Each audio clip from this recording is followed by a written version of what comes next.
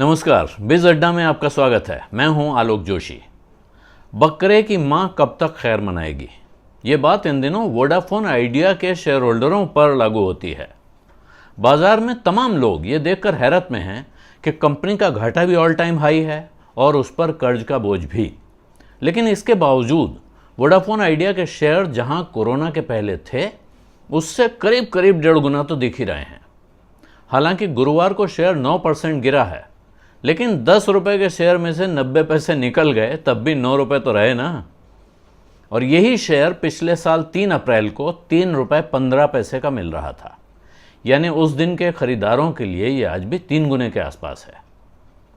दिल के बहलाने के लिए यह भाव जरूर अच्छा दिखता है, लेकिन साथ में यह भी दिखना चाहिए कि जनवरी से मार्च के बीच कंपनी का घाटा करीब 7,000 करोड़ रुपए पहुंच चुका था। कंपनी कहां से पैसा जुटाएगी और कैसे अपने कर्ज का बोझ कम करेगी, इसकी भी कोई खोज खबर नहीं है। ऐसे में कोई मामूली समझ का आदमी भी देख सकता है कि भविष्य अंधकारमय है। लेकिन ये बात अगर आपको समझ में आती है तो शेयर होल्डर क्यों नहीं समझना चाहते हैं, इस पे हम बात कर सकते हैं।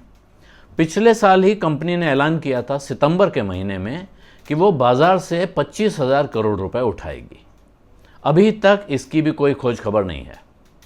जानकारों का कहना है कि अगर कंपनी ने तुरंत पैसा नहीं उठाया, यानी जल्दी से जल्दी, तो फिर दूसरा रास्ता है कि वो अपनी कमाई बहुत तेजी से बढ़ाए। प्रति ग्राहक औसत आमदनी, यानी एक ग्राहक से होने वाली आमदनी औसतन, किसी से ज़्यादा किसी से कम, इसमें जो एवरेज निकाला जाता है उसको कहते हैं एवरेज रेवेन्यू पर यूज़र। और आप सुनते होंगे जब भी टेलीकॉम के शेयरों की चर्चा, तो उसमें एक शब्द इस्तेमाल होता है आरपू। आरपू यही है, ARPU, एवरेज रेवेन्यू पर यूज़र, जिसे मैंने बताया प्रति ग्राहक औसत आमदनी।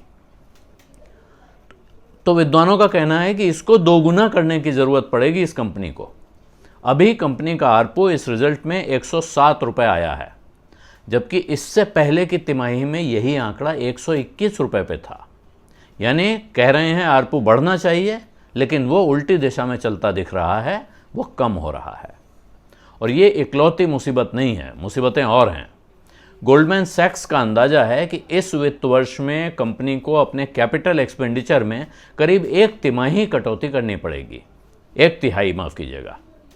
मार्च में खत्म हुई तिमाही में भी वोडा आइडिया का यह खर्च 1540 करोड़ रुपए था, जो एयरटेल के 6,846 करोड़ रुपए का 1/4 भी नहीं था। अब खर्च और कम करने के बाद वो मुकाबले में कैसे टिकेगा, ये एक बड़ा सवाल है। ये वक्त है जब कंपनियां 5G नेटवर्क लगा रही हैं, बड़े बड़े कैपिटल एक्सपेंडिचर कर रही हैं। रिलायंस जियो बहुत बड़ा खर्चा कर रहा है, एयरटेल उसके मुकाबले में लगा हुआ है। ऐसे में कोई कंपनी अपना खर्चा कम करके कैसे बाजार में खड़ी रहेगी, ये सवाल उठना स्वाभाविक है। दूसरी तरफ कर्ज की किस्तें भरने के साथ साथ AGR और स्पेक्ट्रम की फीस चुकाने की चुनौती भी सामने खड़ी है। CLSA का कहना है कि 24 अरब डॉलर के कर्ज से दबी यह कंपनी अगले साल गंभीर आर्थिक संकट की तरफ बढ़ रही है। अगले साल का अर्थ अगला वित्त वर्ष 2022-23। क्यों? क्योंकि ये जो कर्ज है इन पर 24 अरब डॉलर का, इसका 88% हिस्सा सिर्फ स्पेक्ट्रम और AGR के भुगतान का ही नतीजा है। और अब जैसे ही अगले वित्त वर्ष के लिए इन दोनों चीज़ों के भुगतान का टाइम आएगा, वो किस्त ड्यू हो जाएगी, उस वक्त कंपनी एक बड़ी मुसीबत में होगी। फिर भी बहुत से लोगों को उम्मीद है कि वोडाफोन आइडिया के अच्छे दिन आ सकते हैं। तो उसकी वजह क्या है? उसकी वजह यह है कि पिछले कुछ समय में कंपनी ने ग्राहकों के गिरने की रफ्तार थामने में कामयाबी पाई है। अब भी ग्राहक गिर रहे हैं, ऐसा नहीं कि नहीं गिर रहे हैं, लेकिन रफ्तार काफ़ी कम हो गई है।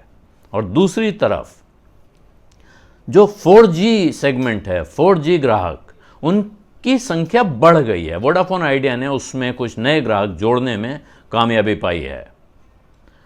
ये एक अच्छा संकेत माना जा रहा है। UBS का कहना है कि इसकी वजह से कंपनी को बाजार से रकम जुटाने की जो उसकी योजना है, उसे फलीभूत करने में मदद मिल सकती है। इस सब के बावजूद कंपनी के छोटे शेयर होल्डरों को एक और खतरे की तरफ भी नजर रखनी चाहिए। जो कंपनियां हाल के दिनों में एनसीएलटी में जा रही हैं, यानी जिन पे इतना कर्ज बढ़ जाता है कि उसके बाद वो मैनेजमेंट उनसे लेके किसी और को सौंपा जाता है, उनमें से ज़्यादातर के छोटे शेयर होल्डरों के हाथ में सिर्फ ठेंगा ही बचता है, क्योंकि उनके शेयर कैंसिल कर दिए जाते हैं। बाजार में पिछले दिनों ये मुद्दा काफ़ी गर्म रहा है। हालांकि अभी ऐसी कोई आशंका दिख नहीं रही है और उम्मीद करनी चाहिए कि वोडाफोन और आदित्य बिरला ग्रुप जैसे प्रमोटर ये नौबत आने भी नहीं देंगे, और शायद इसी उम्मीद के भरोसे लोग इस शेयर पे दांव भी लगा रहे हैं। बीज अड्डा में आज इतना ही। आप सबसे इजाज़त चाहता हूं। धन्यवाद। नमस्कार।